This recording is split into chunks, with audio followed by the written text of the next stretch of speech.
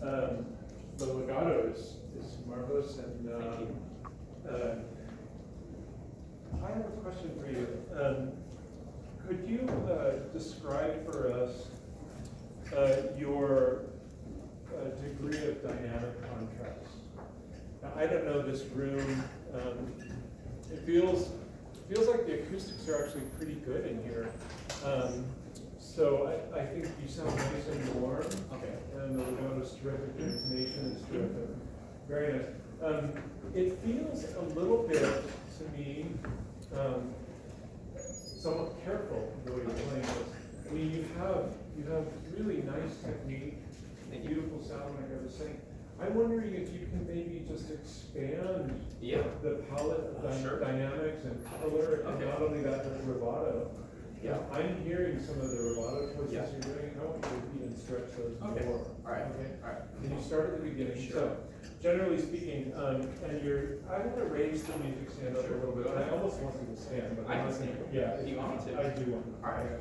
Sure. So, because what I'm noticing is, you know, in San Francisco, our principal clarinetist is like 6'5" almost, maybe.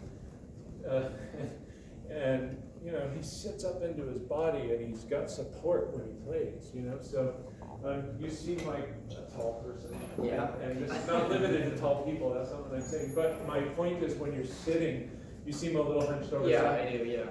Worried your lungs are a little scrunched in there. Yeah. So I want you to kind of get into your upper chest, open up a little bit. Sure. See if that gives you a little more power when you need it. You do have some fortes here. Yes. Go ahead, start this one time. And basically, I just want to hear you expand everything you're doing. Okay, to make a bigger musical statement.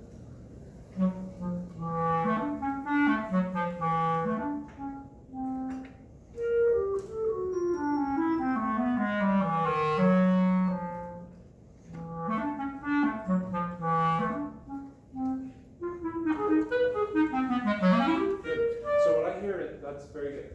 What I hear is that there are some moments I think that are a little bit more cheeky here. Okay. Now, it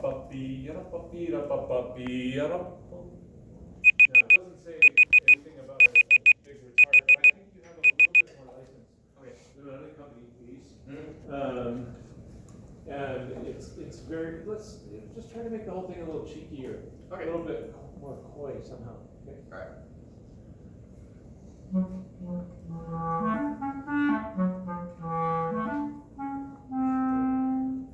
Good. And trying to get this part of your body. Yeah. So I'm still seeing a little bit of this. You know, we spend so many hours doing this, and it takes a little bit of extra attention. So it might be a little bit out of your comfort zone, but try to get a little higher. Okay.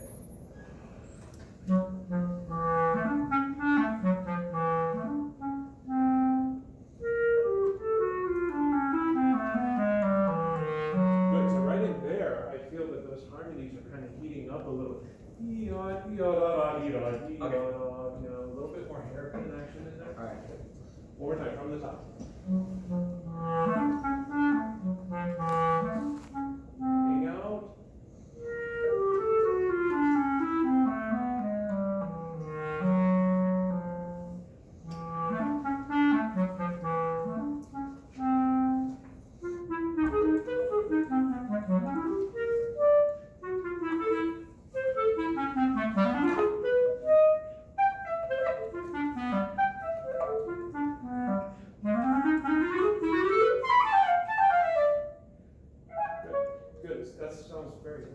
So now here,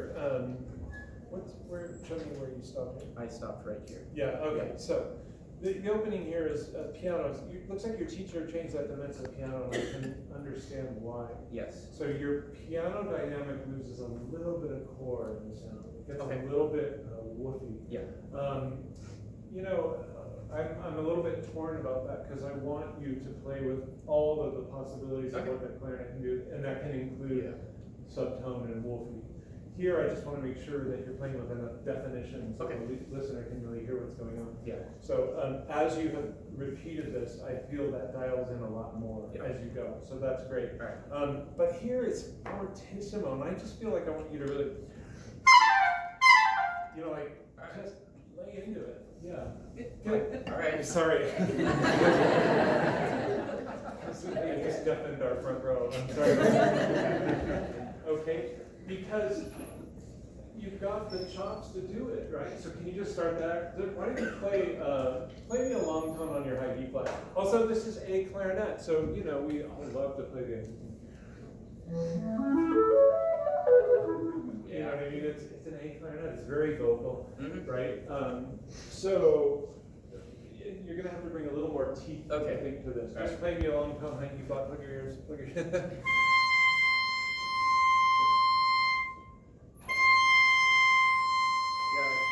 So that's really coming from your core, that power in your sound. And what's your mouthpiece? I'm curious. It's B40 line. Is that what I'm playing?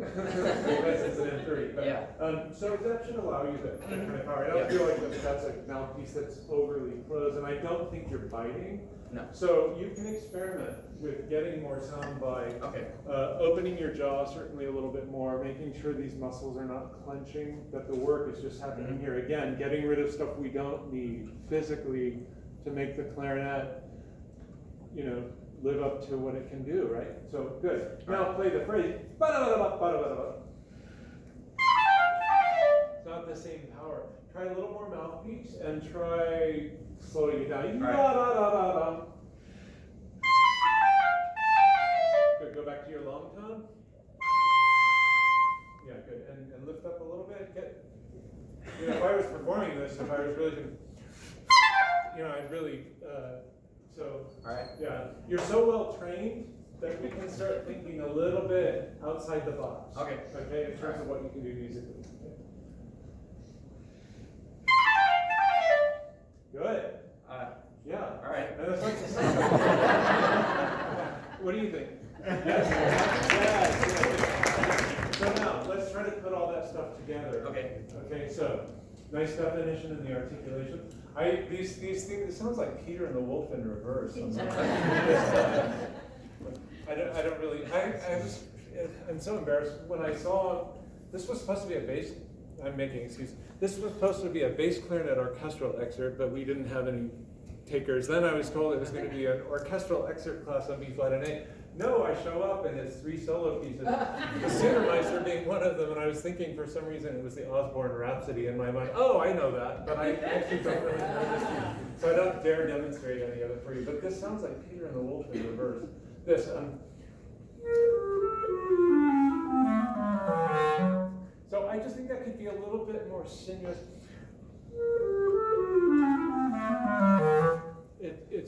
He wrote legatissimo, so but I want to see that you can do a little,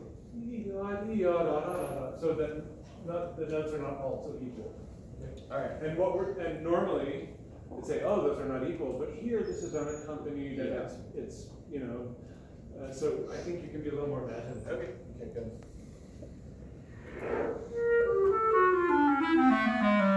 There we go. Now you're talking. Good. Keep going.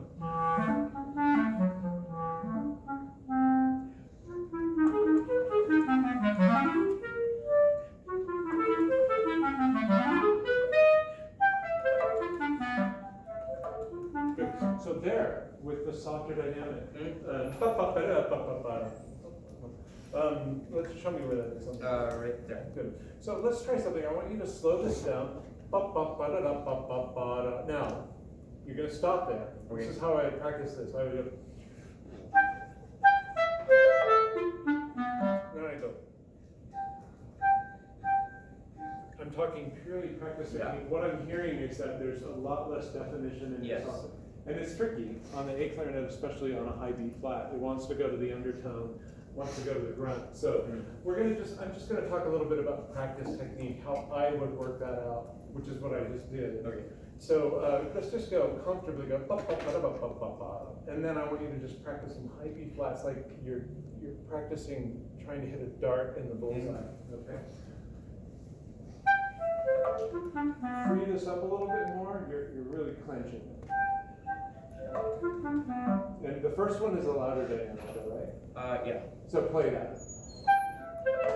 Good. So I will say that because you're starting that first one so softly, you're giving yourself no room to do the second one softly. Okay. So mezzo forte, just be comfortable, slower. Ba, ba, ba, da, da, ba, ba, ba.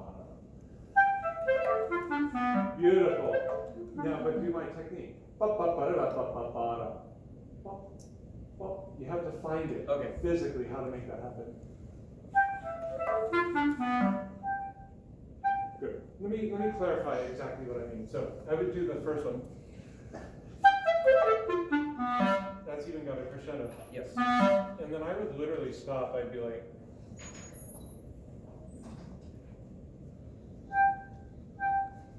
You see what I'm doing? Yes. So ba ba ba da ba ba ba da.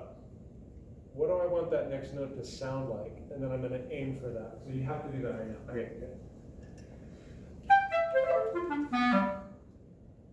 Hear it? That's very good. Now finish the phrase slowly. The piano part, the soft part. Good. So then when you're playing the phrase, you have to find that sound in a zero amount of time. Yeah. So gradually you can decrease the amount of space you put in there, so you get a very consistent. Yeah. You know, so much of what we're doing with the clarinet is just trying to figure out how to make it work and how to. But in order to do that, you have to have the concept of what you want it to be first, so you know what you're shooting for. Okay. Mm-hmm. So very, very good. How are we with time? 2:30. 2:30. Another few minutes. Okay, good. I want to talk to you a little bit about your hand position. Okay. Again, I think there's a lot of really great things. I feel like sometimes your right hand, and this is a small adjustment that goes a long way. Okay. You're playing very accurately and with very good technique. Sometimes I feel like your right hand, he's sort of shooting over a little bit this way when his bottom hand is not being used. This is something I revisit probably once a day in my own practicing, especially because I go back and forth. I mostly play bass clarinet. And my bass clarinet fingers are what I call my gorilla fingers, right? They're much more leverage involved.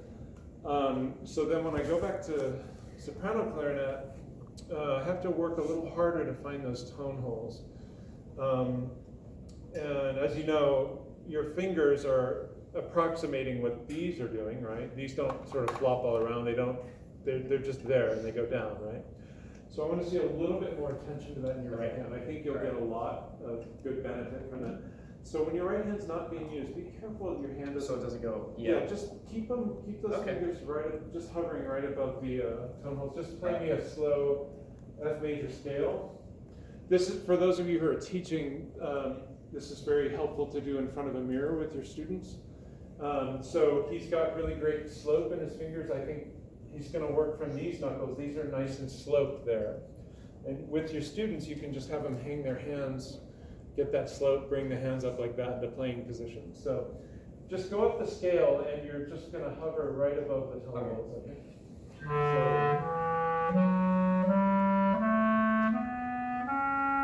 And back down.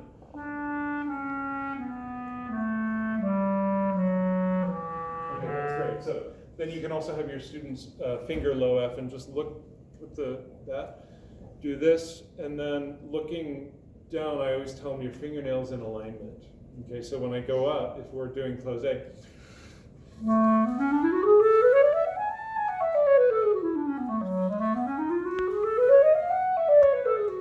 so not traveling very far. So by the way, that will help you. I'm on the wrong clarinet.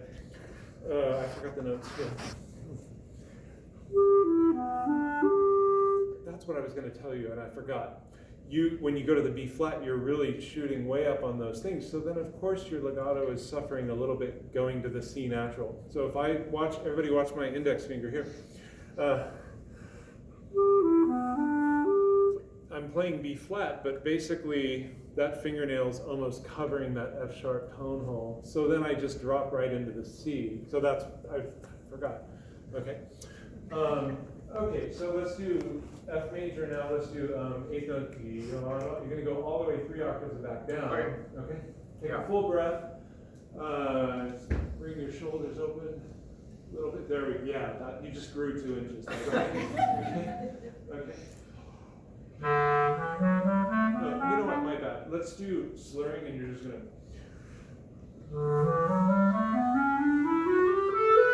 Can you just do that? Yeah, be very sing when you, it's not a scale, it's play melody.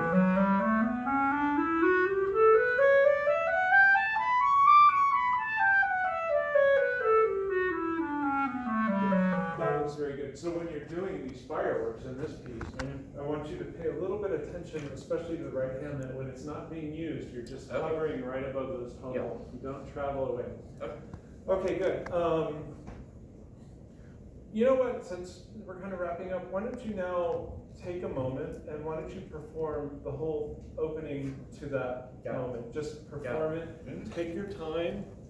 Before you start, I've given you about 20,000 things to think about. Yeah. And just see what you can show for us now.